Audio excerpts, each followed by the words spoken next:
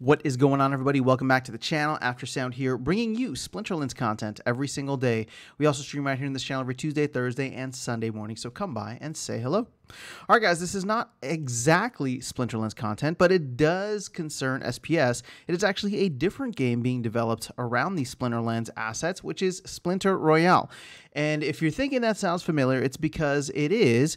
There was a proposal which was voted down maybe a couple months ago, sometime last year, when the Splinter Royale team was coming in asking for funding to build this game that will be using SPS DEC and potentially other Splinterlands assets.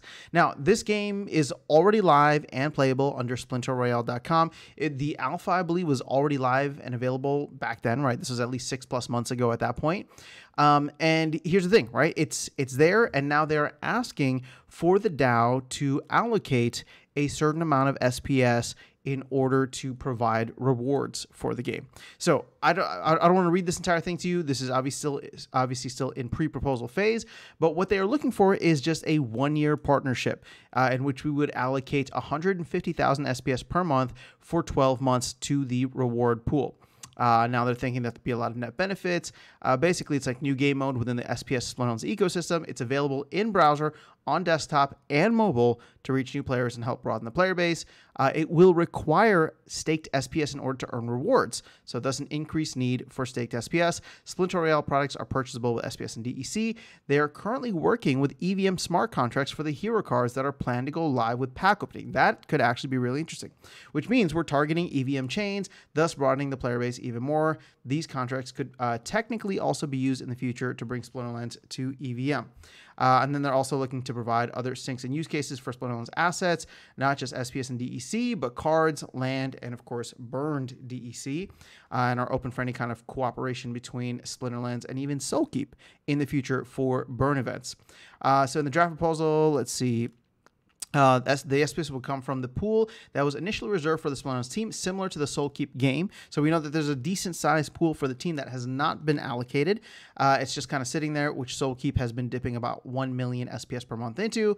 However, since the Binance Exchange listing proposal passed and thus temporarily locked up the funds for a year, we're proposing that the 150,000 comes from the pool of SPS that has opened up after cutting the liquidity provider fees. So I'm sorry, I misread this. So in the draft proposal, the SPS would have initially come from the team, but now they're saying to have it come from the SPS that was initially put in for LPs, but we've reduced a hell of a lot since then, over 700 per month, and so they want to be able to take some from there. So why 1.8 million per SPS over the course of a year? Now, here's the thing. They want to provide a context here. Now, Splinterlands right now, Modern and Wild Ranked, pays out 21 million per year. Soulkeep, as it stands, is going to pay out 12 million per year, right? 1 million per month. So Splinter Royale is very tiny in comparison to that, just 1.8 million. They go into some of the technical details here. They're not sure if there's going to be a SPS reduction of 1% per month, similar to other pools. And again, they provide the white paper and all this stuff. If you guys want me to do a deeper dive into the white paper, again, I don't know anything about the game. I haven't checked it out, so I can't necessarily vouch for it. I will say this, though.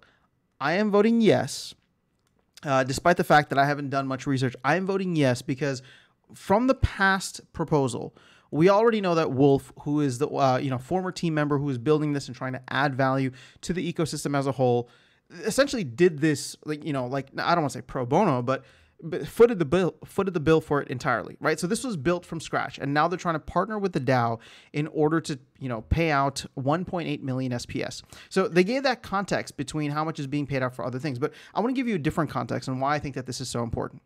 In the white paper, right?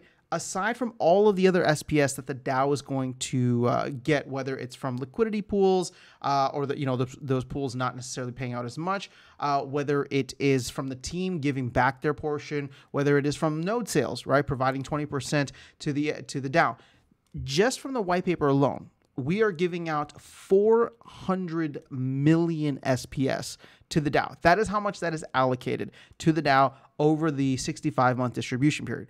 So you're looking at this 1.8 million SPS, and if my math is correct, that's like less than 0.5%. Less than 0.5% of what's being allocated to the DAO over the course of 5.5 years. I think that if an individual or a company or a project started building on here, did not ask for any funding, did not do anything, but wants to partner with a project, I mean, they're the only ones right now, right? Outside of Soulkeep, which was officially a partnership first, right, with the team, but is now turned into its own independent thing. If we want to encourage this kind of behavior, then we should absolutely be giving SPS. Now, I'm not saying to give any amount, but if you're talking about 0.5% of what is allocated to the DAO, and not only that, we're not even going to touch the 400 million. They're asking for this to come from the LP rewards, which have been reduced by 700,000 per month. So they're asking for 150 of that. So to me, it's a no-brainer. Again, I don't know much about the game. We can go into it a little bit more details, but at least for the pre-proposal phase, I am voting it as a yes. And then hopefully, maybe we'll get them on the town hall. Maybe we'll get them on a down hall in the future to learn a little bit more. And like I said, I'll probably end up diving into this. Let me know if you want me to do any kind of further research or deep dive into the white paper. Again, I haven't looked into much, so just FYI on that. But I do want to reward the type of behavior, at least with an initial positive pre-proposal vote. I want to be able to reward that type of behavior that is trying to add value to the ecosystem for, in my opinion, very little is what they're asking in return. So let me know your thoughts in the comments below. If you have played the game, this is what I would like to know. If you have played the game and enjoyed, and I know the feedback 6-8 months ago, whenever it came out, I know the feedback back then was quite positive, right? People actually liked it. It was different in its style overall.